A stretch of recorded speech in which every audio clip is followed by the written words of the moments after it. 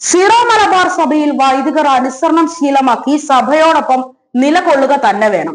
ക്രൈസ്തവ സംസ്കാരത്തെയും മൂല്യങ്ങളെയും വെളിച്ചപ്പാടുകളായ വിമത ക്രിമിനലുകൾ സീറോ മലബാർ സഭയുടെ ആത്മാവിനെ പിച്ചിച്ചീന്തി കഷ്ണങ്ങളാക്കി തെരുവിലെറിഞ്ഞ് വിലപേശുന്ന വൈദികർ ഒന്നോർക്കണം, നിങ്ങൾ സാത്താന്റെ സന്തതികളാണ്.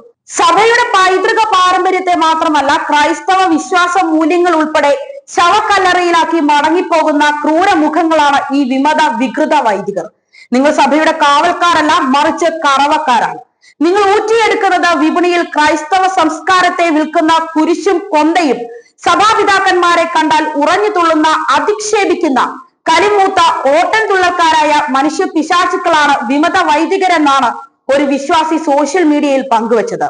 സഭയെക്കുറിച്ചും വിശുദ്ധ കുർബാനയെക്കുറിച്ചും കത്തോലിക്ക സഭയിലെ ഓരോ വിശ്വാസിയും കണ്ടുപഠിക്കേണ്ട ഈ കാലഘട്ടത്തിലെ ഉത്തമ വഴികാട്ടിയായിരിക്കണം പുരോഹിതന്മാർ.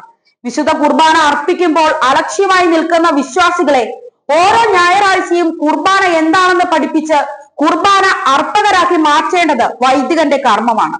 ഇപ്പോൾ എറണാകുളം അങ്കമാലി അതിരൂപതയിൽ നടക്കുന്നത് അനുസരണക്കേടും സാത്താന്റെ പ്രവർത്തികളുമാണ്. സഭാപിതാക്കന്മാരെ പോലും അനുസരിക്കുന്നത് പോയിട്ട് വെല്ലുവിളിക്കുകയാണ്. മാർപ്പാപ്പയെ പോലും അനുസരിക്കുന്നില്ല.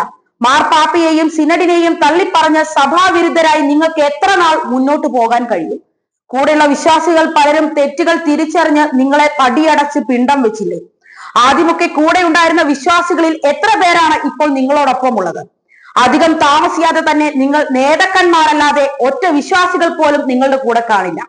സീറോ മലബാർ സഭയോടുള്ള കടുത്ത വെല്ലുവിളിയാണ് നിങ്ങൾ നടത്തുന്നത് എന്ന് വിശ്വാസികൾക്ക് മനസ്സിലായിരിക്കുന്നു. ഇപ്പോൾ നിങ്ങളുടെ കൂടെയുള്ളവർ പോലും നിങ്ങൾ വിലക്കെടുത്തവരും നിങ്ങൾ ഭീഷണിപ്പെടുത്തിയവരും മാത്രമല്ലേയുള്ളൂ. അവരെ സംരക്ഷിക്കാൻ സഭ തയ്യാറായാൽ അവരും നിങ്ങളെ പടിയടച്ച് പിണ്ടം വയ്ക്കും. അതിനി അധിക കാലം കാത്തിരിക്കേണ്ടതായി വരികയുമില്ല.